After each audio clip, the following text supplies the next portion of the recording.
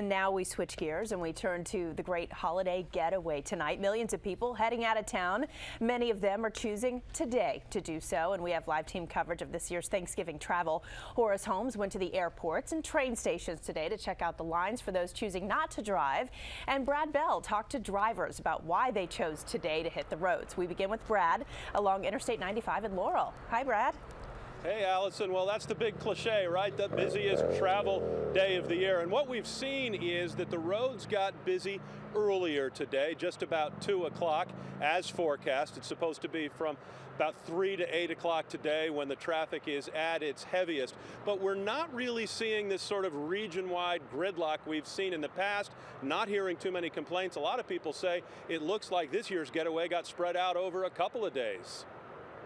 The Maryland Welcome Center along I-95 has been a busy place all day long as people have pulled off the interstate for a picnic, a hug, to walk the dog, or change a diaper. It's the first Thanksgiving. We left early enough so there wasn't any traffic coming from New Jersey, so it's pretty good. Kevin Scott, his wife, and baby are on their way to a big family Thanksgiving in Reston. They're from Toms River, New Jersey. Baby Owen will meet his cousins for the first time, and the whole family will get a break from Hurricane Sandy cleanup. It's getting better now, but there's trees everywhere knocked down and power out for a long time. The Scotts are among nearly 40 million Americans traveling 50 miles or more this week. The parking lot here is jammed with cars from Vermont, New Jersey, North Carolina, Connecticut, and Pennsylvania. MacArthur Vickers home. That was beautiful for us. It was great. We just came down all on the way down to Virginia. Ken DeMickey's tag is New York. 3 hours to get off the island this morning, which normally is an hour and a half off of Long Island. Once we went over the bridge, went over Staten Island, headed this way, it was a breeze. No matter the travel story, most we speak to aren't complaining. Gas prices are down, a little at least. And at the other end of the trip, they're looking forward to time away with family. Well, I'm going to my son in Virginia for Thanksgiving. I love it down in Virginia. It's so beautiful. I love that state.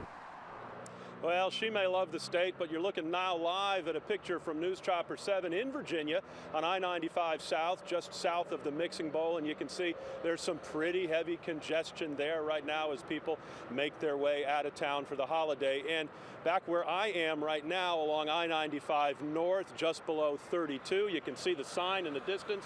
Major delays ahead when you get near Baltimore. As we said at the outset, the good news is it is expected that this will start to slow down about 8 o'clock tonight. The traffic should thin out. Of course, then you get to do it all again on Sunday when you head home. Along I-95, Brad Bell, ABC 7 News. All right, good deal. Thanks, Brad. Now let's head over to Reagan National Airport. That's where Horace Holmes is stationed tonight. Let's get a check of the planes and the trains and see how things are moving there. Horace, how's it look now? Well, Leanna, here at Reagan National, very, very slow. They said they had a bit of a crowd early this morning, then it slowed down and it's quiet out here right now. Different story at BWI, where earlier today, a plane caught on fire. The JetBlue plane had just settled into the gate at BWI, and the 84 passengers on board were starting to leave when a small fire was spotted in the tailpipe.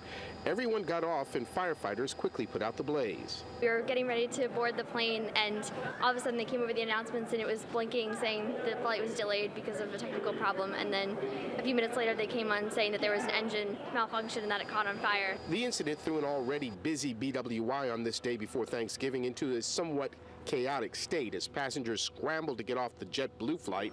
Others waiting at the gate to board the same plane were told their plans to go to Boston would have to be put on hold. The next flight's at 5:10, and they couldn't guarantee we'd be on that flight, so they booked us through Reagan. Meantime, at Reagan National, people flying out this afternoon were wondering where the crowds were. No one's here. It's kind of nice. Natasha Caballero and Ian Deeroff are from Manassas and are headed out of town to get married. So you all are going to Disney? No, we're going to Vegas. Adult Disney. The real crowds this afternoon are at Union Station, where there are packed trains and long lines of people waiting to board. 135,000 are expected to travel out of D.C. by train today. Omari Sims is a student at George Mason University and is headed home to New York for the Thanksgiving break. Pretty hungry already, so as long as I can get home soon, I'll be okay. Back here at Reagan National, they say the rush is over. They aren't expecting any big crowds here tonight. They say that pretty much it looks like the people spent the past couple of days getting out of town, so they got out early, and that's the situation. They're now just waiting for the big return back home on Sunday and Monday. Reporting live at Reagan National, Horace Holmes, ABC 7 News. All right, thanks, Horace. Now, the last